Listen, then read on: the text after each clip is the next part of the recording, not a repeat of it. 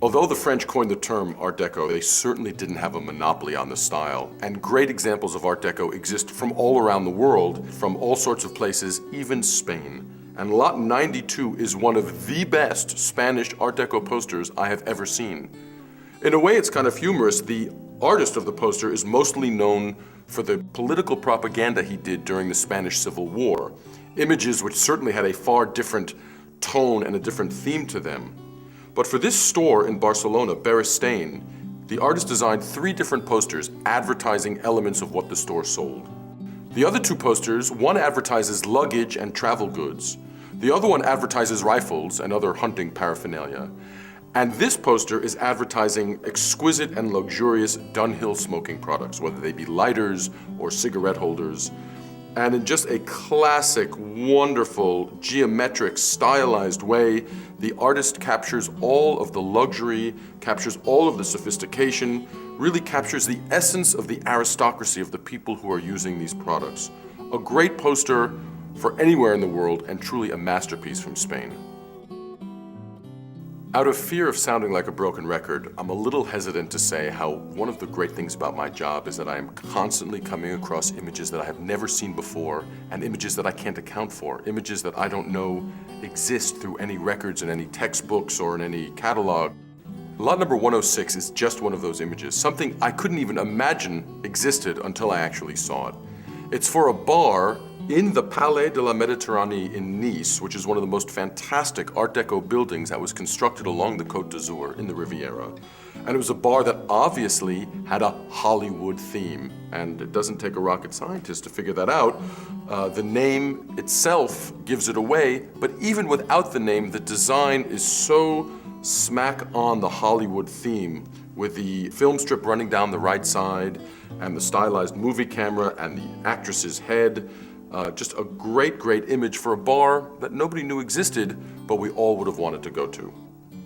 The artist is as unheard of as the poster itself, but in this case it doesn't matter who the artist was. The image is so exceptional, the idea is so important, the concept is so prominent in our lives.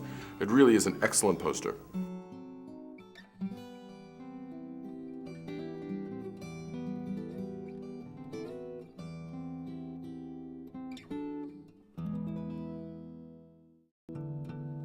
No auction of modernist posters, I don't think, would be complete without a great selection of travel posters. In this sale we have some wonderful works, both by very well-known artists and some by lesser-known, if unknown, artists. Lot 120 is just one of these pieces.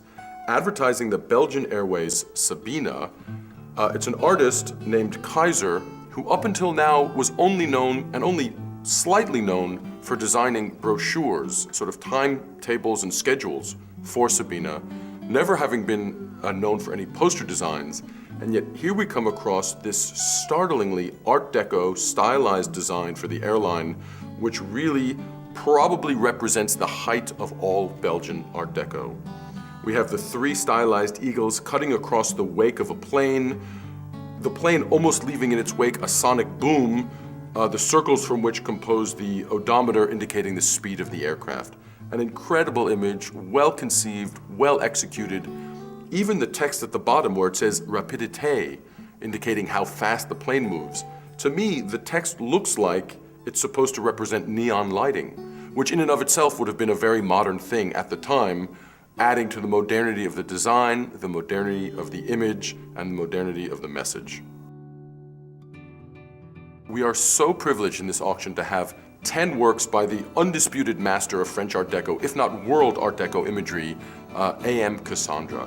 And perhaps within his work, his most famous piece, or certainly one of his most famous pieces, is Lot 133, the Étoile du Nord, his 1927 masterpiece advertising train travel. Now, why is this a masterpiece? Well, for starters, I ask you, where is the train? And it seems like such an obvious question, but in this image, Cassandra avoids using the train at all and merely shows the tracks converging into the distance where a star is dancing on the horizon.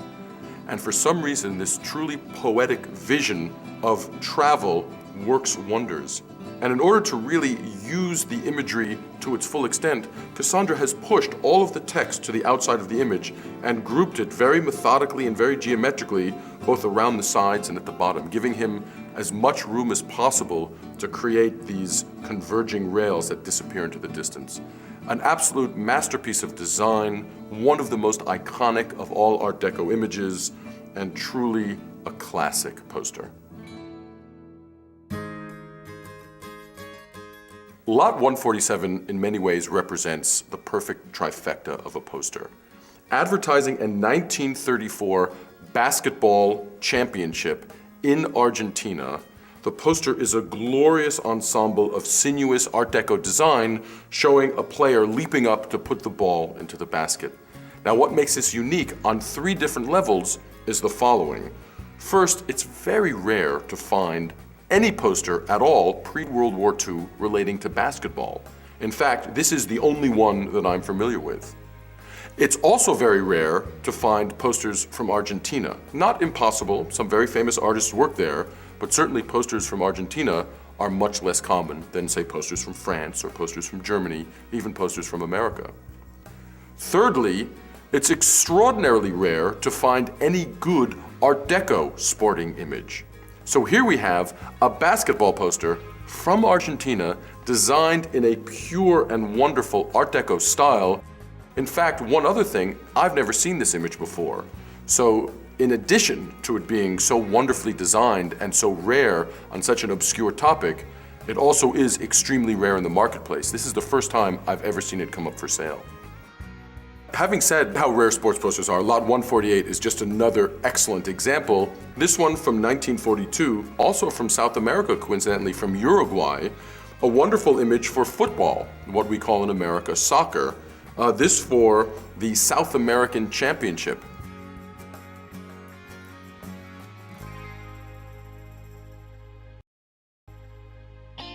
In an attempt to be as international as possible, but not only to be as international as possible, but to really reflect all of the great graphic modernist design going on throughout the world, we have some wonderful examples from Great Britain. Lot 173 was designed by E. McKnight Kauffer, one of the true great modernist designers of the last century.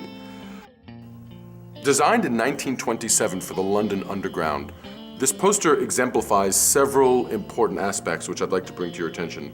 The first is the total freedom that artists were given within the system designing for London Transport. Really, they didn't have to report to anybody, and the art directors let the artists run wild.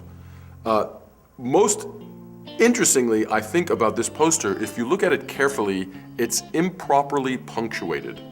The poster reads, "From winter's gloom to summer's joy," and is startlingly bereft of apostrophes, almost implying not only that the artist had artistic freedom, but that copy editors also didn't bother checking the type. That said, the image itself is this fabulous, stylized, cubist design that shows a man in an overcoat walking from a wintry side of the poster through a representation of a doorway into a bright summer-filled field where he's standing with his tennis racket. It's geometrically composed, the colors all resonate very well together.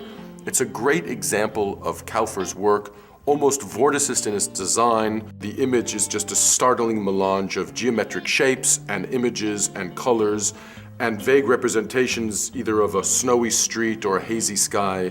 It's an extraordinary example of the modernist artwork that was being produced in England at the time. Another excellent example of fine British design during the 1920s was Tom Purvis. We have 3 posters designed by him in this auction, and Lot 174 to me is by far the best. That's a personal opinion, but I will explain to you why I think it's so wonderful. If you look at it, at first glance, it is simply a charming and delightful image of a little girl on the beach with her dog playing with a beach ball. Advertising Travel to the Coast by LNER, which was the London Northeast Railroad. If you deconstruct the image, you see just how sophisticated it is.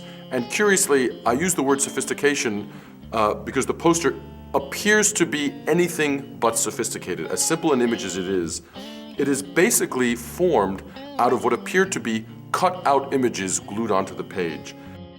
The poster combines the sophistication of a master designer, but it's expressed in just the most wonderful image.